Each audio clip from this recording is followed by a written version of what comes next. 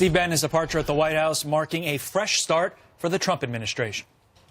So what does that mean for this president's agenda? Joining me right now, all of us to discuss, GOP Texas Congressman Louie Gohmert. Good to have you here, Representative. Great to be with you. Thank you. Thank you, sir. Well, a pleasure.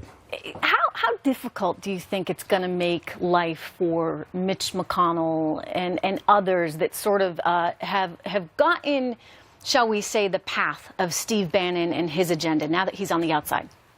I don't think it's going to be a whole lot more different than it was. Breitbart's going to be very activist, like that's a surprise. They're on top of everything.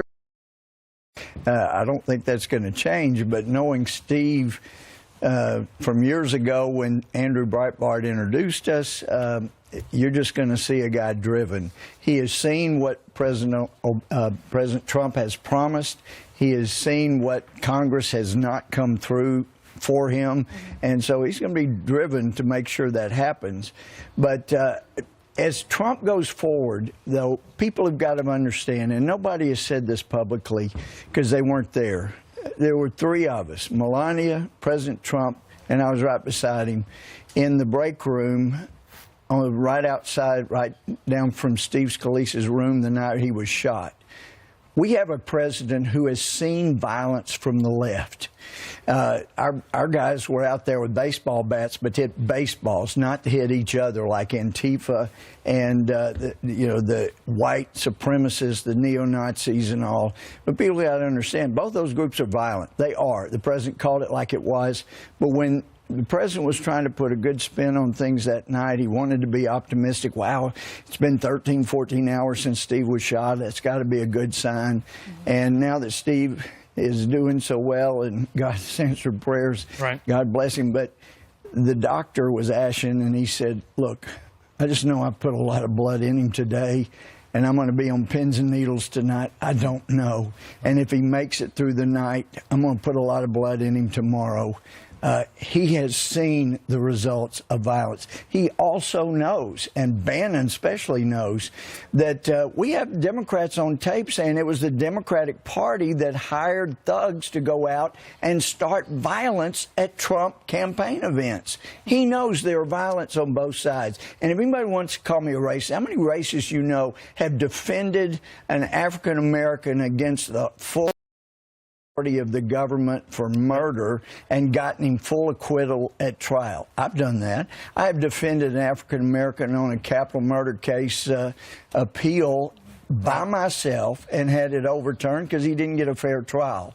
I'm about fairness, and fairness means doing just what the president has done, speaking out for violence on both sides, and he's going to continue. He will not be intimidated. I want to get to this quote from Mr. Bannon on Republicans working with the president. It says, if the Republican Party on Capitol Hill gets behind the president and his plans and not theirs, it will all be sweetness and light, be one big happy family. I want a quick answer on that because I want to get something else. Do you agree with that?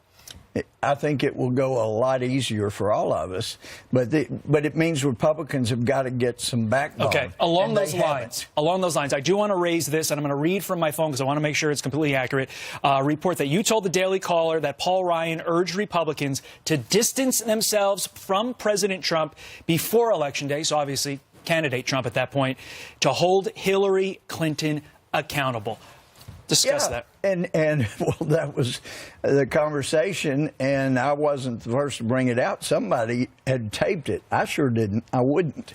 But somebody taped it and released the tape. But of our conference call among all Republicans, and he was saying, look, our numbers show that we're a lost cause, the president's a lost cause. If we stand with him, we're going to lose, and we've got to hold the majority so we can hold President Hillary Clinton accountable. And he had 12 people comment after that.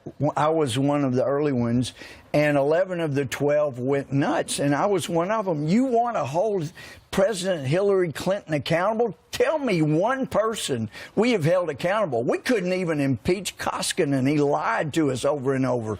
So why you think we're going to hold Clinton accountable when we haven't held her accountable yet? That's ridiculous. You better hope and pray Donald Trump gets elected, or you're not going to have a chance to do anything. Well, but yeah, that was part of it. So you're now in a situation, though, where it looks like the Republicans have not been able to get anything done. They didn't get repeal and replace done. We're not clear that they're going to get tax reform. Well, I hope you do, because you know what? You were sent there for a reason. That's and right. Americans want you to do it. The wall, the repeal Obamacare, even McCain, everybody said, except Susan Collins, we will repeal Obamacare. It's the way forward. And replace. I mean, that's part of the issue as well. And President Trump campaigned on a replacement. That isn't just a hand over gobs of money to the insurance companies or to get the government more in our lives. Representative, if it doesn't happen, are we going to see a lot of Republicans voted out of office? I think so. And they should be, because we promised those were things we would do.